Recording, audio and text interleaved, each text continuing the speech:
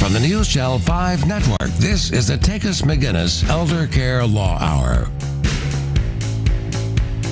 Good morning and welcome to Takacs McGinnis Elder Care Law Hour. I'm your host, Barbara McGinnis, and today we're going to be talking, like always, about aging, disability, and unexpected illness. Our usual co-host, Tim Takacs, is on vacation, and subbing for him today is our new partner attorney, Chris Johnson. So welcome, Chris. Thank you, Barbara. As you're aware, November is Alzheimer's Awareness Month, so today we're going to be talking about therapies for dementia and other related diseases. Before we bring in our guests, Barbara and I would like to take a moment to discuss capacity. A question as attorneys that we often get asked is related to dementia, is the capacity for decision making. How is it determined whether or not an individual has capacity to make decisions for themselves? So the first one I want to start with, Barbara, is, does cognitive impairment equal lack of decision making? No, it does not. Certainly cognitive impairment is part of and taken into consideration with the capacity to make decisions. But there's variability in cognitive impairment. Mm-hmm. You can start with, obviously, you start with mild cognitive impairment, which may not interfere with somebody's ability to make decisions at all. And then on the other side of that question, when you're saying decision-making capacity, the question you always ask is, what are we asking them to make a decision about? Because there's variable levels of capacity that you need to make certain decisions, right? Depends on what you're asking them to do. So they're part of each other, but they're not mutually, they're not synonymous. So just because someone has some cognitive impairment, and I do think people are too quick to say they have a dementia diagnosis, this person has a dementia diagnosis, therefore we can't ask them to make any decision. And that's absolutely incorrect. Absolutely. So if someone does have capacity to make decisions, but not others, how do we go about making those decisions as attorneys? Well, that's difficult. You have to kind of look at the totality of the circumstances, and based upon, as you noted, the individual decision that they're making, does that person in making that decision have an ability to take in all the relevant facts and make a rational decision? And as you said, depending on the level of decision, do they have the decision to pick out their clothes that morning? They Sure. probably do. Do they have the decision to execute a simple legal document? Well, you talk to them about the document and you ask them questions about the document and you try and get feedback. And I also like to take into account, just, are they aware of their surroundings? Do they know what day it is? Do they know who the president is? Little things like that I ask, and just see, hey, do they have some self-awareness about what's going on?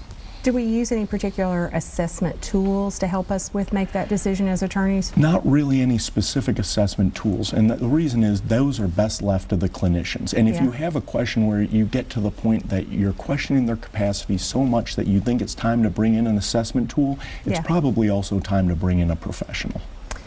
And you know, honestly, I would think that elder law attorneys, we're used to working with older people, and that's really what we're talking about today. Older people with impaired decision or impaired cognition, and how do those two, we're a little bit more comfortable with those capacity standards than maybe a general practitioner who's used to working with no question of impairment for people, right? And I think that's absolutely correct. And what that comes down to is the experience factor. Yeah. When you see it every single day and you deal with individuals who might be starting to slide down the scale every single day, you get a good sense of, this is someone who still understands what's going on, vice someone who really is struggling.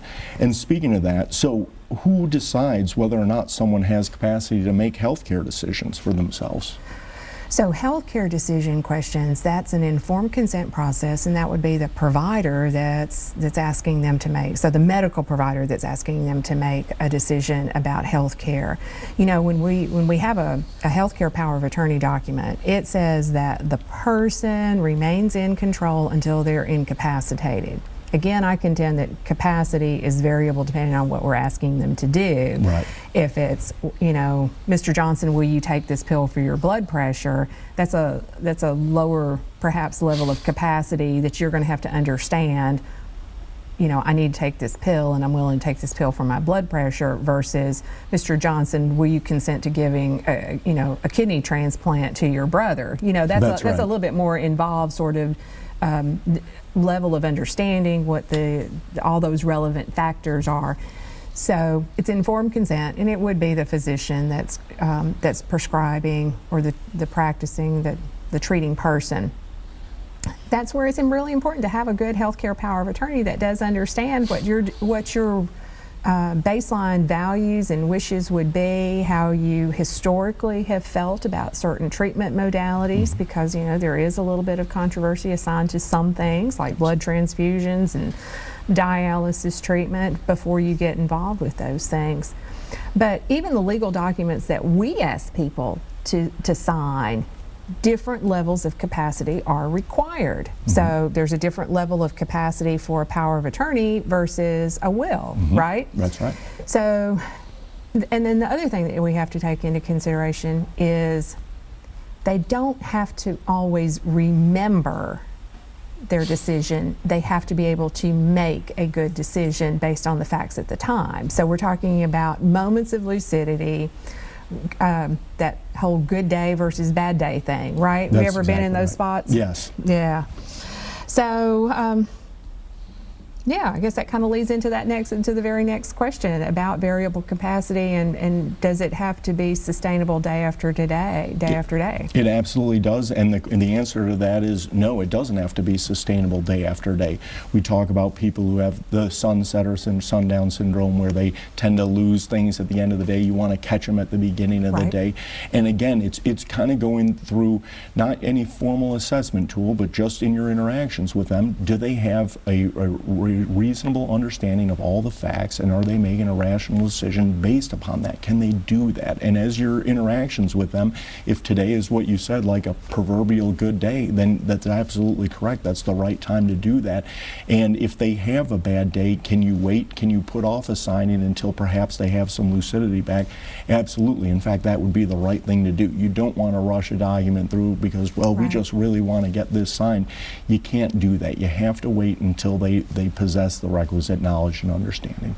And there's factors, there's things that we can do to help them. We know that anxiety might make someone not make a good decision or be less capable of expressing understanding. So if there's things we can do to minimize their anxiety, maybe it's us go to them as opposed to them come to our office, making sure that they can see and hear. Because all of those factors don't go away just because they have dementia. We have to take all of that person's factors into consideration. That's right. So speaking about taking all those factors into consideration, what happens where you get that tension where mom or dad might be making a decision that the children disagree with and might even be what could be looked upon as a bad decision? When you have that tension, where is the right answer between stepping in and preventing mom or dad making a bad decision while still allowing them to make decisions for themselves? So just because someone's older doesn't mean they're not allowed to make bad decisions, but you look into the context of, does this fit historically with them? Is this something that they would have, same decision they would have made a year or two ago? Is this a pattern that they would have? And is there some way that you can tactfully stall and say, maybe we need to research this a little bit better, and let's have another conversation about it and see if they're still making that same decision in a week or so.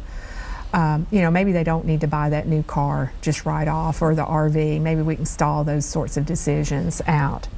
Well, anyway, I think this is a great setting the stage for what we're going to be talking about, dementias and alternative therapies. And we're going to come back and we're going to talk some about how to help people stay healthy with Parkinson's disease when we come back from this break.